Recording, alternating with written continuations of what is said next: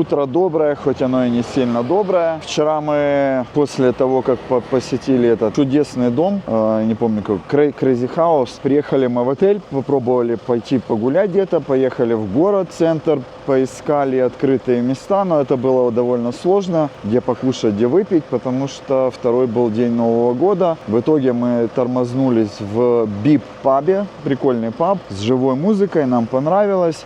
Посмотрели, как люди празднуют в городе Новый год. Это, конечно, такое своеобразное зрелище. Помимо всего этого мы выловили все кишечку. Это вообще хороший сюрприз. И сегодня начинается у нас день второй наших поползновений по Далату. Первая наша точка – это Золотой Будда. Вот такой он, этот Золотой Будда. Так он выглядит. В 2002 году построенный. Выглядит красиво, симпатично. Вот такой вот храм. Играет здесь вот музыка такая. Люди заходят, молятся, делают подношения. В центре Будда. И тоже большой гранитный Будда на территории. Следующая наша точка – шелковая фабрика XV или XQ, я не знаю. Сейчас мы посмотрим, что тут красиво. Блин, картины, конечно, из шелка. Выглядит чумачече. Ух, ё. Даже как желаю, какой-то свет падает. Да, это они вообще, это на картине. Блин, я не знаю даже как сказать. Красками картина, она не так выглядит. Здесь прям как реальный лес. Вот картина, она вообще, я не знаю, камера передаст или нет, но она объемная. То есть... Сейчас я сбоку подойду, сниму, видно вот, что она, вот если плоскость, она неровная, то есть она сделана вообще в объеме, как 3D. Разбит, здесь непонятный вот горшок, разбитый он вроде бы, такая непонятная штука, но нужно посмотреть не на сам горшок, а на его тень. Это картина, но это, конечно, такое... урна. Мы спустились в еще один зал. Здесь тоже фантастические картины по красоте. Оно все детализировано, очень выглядит реалистично. Еще дать должное, картины, все, которые выполнены вот из шелка, они при подсветке с разных сторон, свет меняется, и игра теней, вот эта вся молния какая-то. Очень эффектно оно выглядит. Блин, вот эта картина, это вообще космос. Сколько она стоит? Она стоит вообще? Миллиард стоит. Охренеть. Ну, вот эта картина, значит, ее размеры 120 на 195, она стоит 3,5 миллиарда вон. Это примерно, ну, что-то около 100 тысяч долларов. Такая вот картина. Она... полупрозрачная, 240 миллионов. Вот такой. Тоже она полупрозрачная, не знаю, сейчас посмотрим. Да, мало того, она еще, точнее, более того, она и двухсторонняя. Красоте. Ну, тетечка сидит, вышивает картину. Каждая картина подписана. Каждый мастер ставит свои инициалы, и после того, как картина уже закончена, фабрика ставит на ней свою печать или инициалы, я так и не понял. Каждая работа здесь, она индивидуальна. Даже есть покупатели, которые приезжают и именно хотят картины определенного мастера. Вот такое платье оранжевое, оно стоит, вот оно, 18 миллионов. Ну, кстати, шелковая ткань.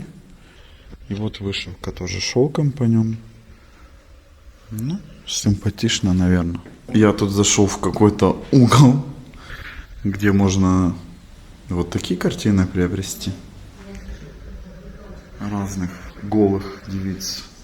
Свадебные, вечерние платья. Вот так оно выглядит. И вон такой вот шлейф. Как с этим ходить, я не знаю. Но, наверное, самое дорогое здесь это... вот это, потому что оно полностью вышито, вон вышивка на всем платье. И шлейф тоже на нем полностью, это все вышивка идет. Это, конечно, работа. Вот он, этот шлейф. Вот так это сзади выглядит. Фабрика на самом деле здоровеннейшая. Мы прошли, наверное, 20%. Ну, у нас в планы оно не входит там долго гулять. Но она здоровенная. Вот туда тоже можно вниз спускаться. Там тоже разные галереи. Представлен быт, история, я не знаю, там, короче, все про Вьетнам. Большущее место такое для посещения. И, ну, тут часа полтора можно спокойно провести, прогулять. В общем, процесс образования шелка, он такой, вот этих вот куколок кормят, или не куколок, личинок кормят шелковицей. Потом они окукливаются, их отваривают, и получаются вот такие коконы. Он как раз весь процесс на картинах изображен, как это все делается.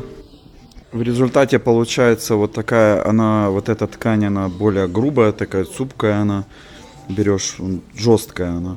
Из такой ткани делают всякие мешки, как бы основу для изделий, подушки разные. А здесь уже эта ткань, она видно, она уже более отбеленная такая.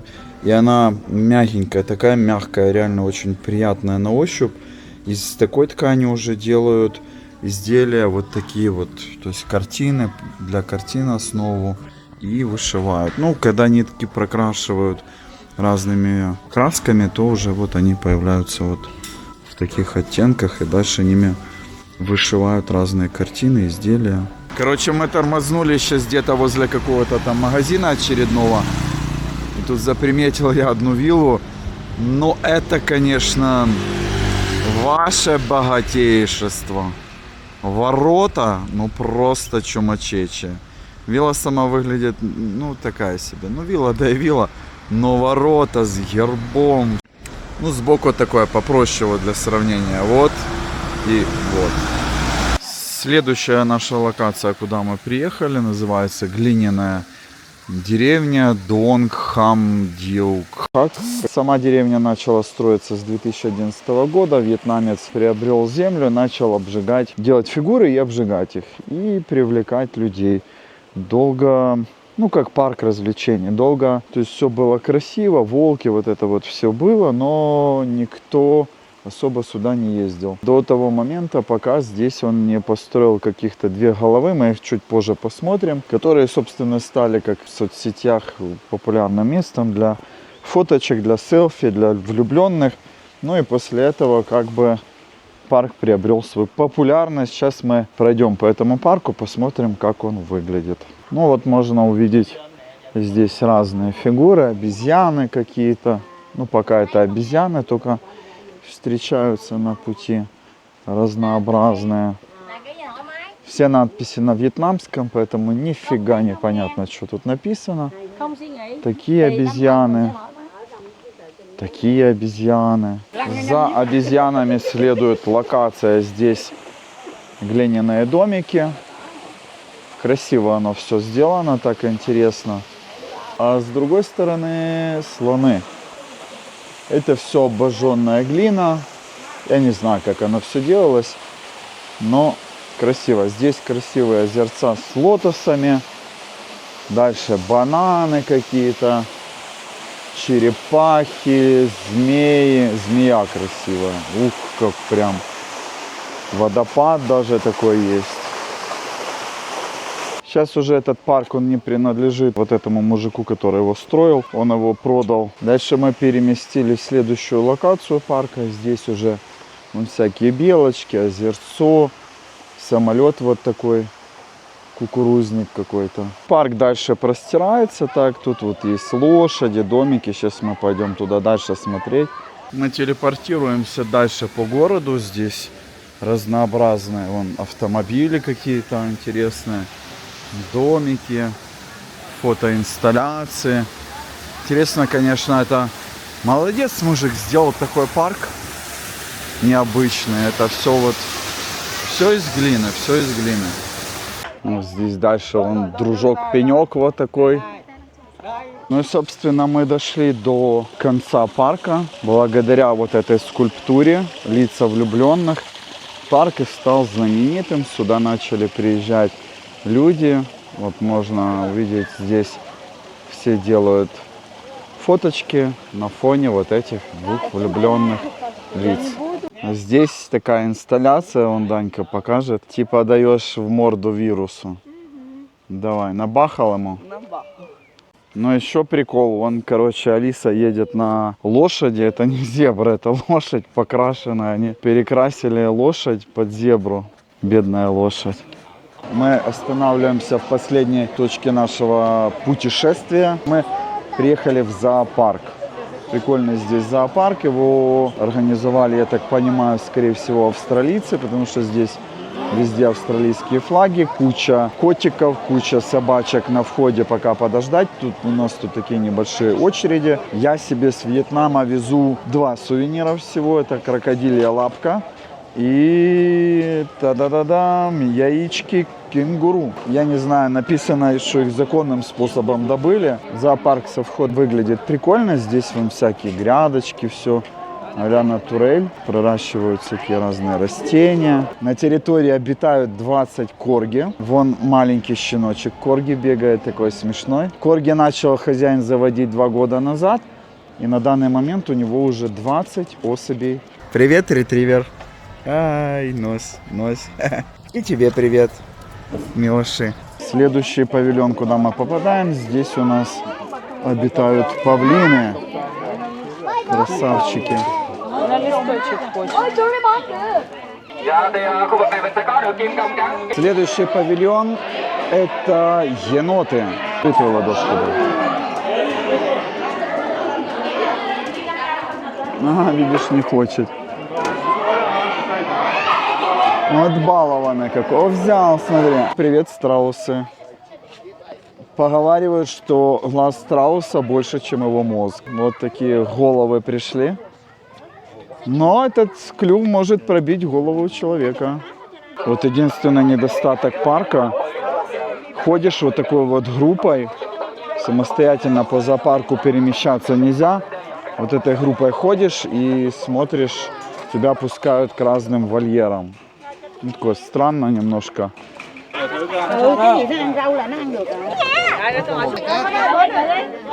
Диры, олени. Олени. Ну, милаш какой. Дальше на маршруте у нас птичник. Тут черные лебеди, разные крячки, белые лебеди. Ну, такой небольшой вольерчик. Птички есть. Следующий вольер — это капибары. Всеми любимые вот эти вот милые свинки. Вот такие у него зубяки. Будешь? Вот такая милая она.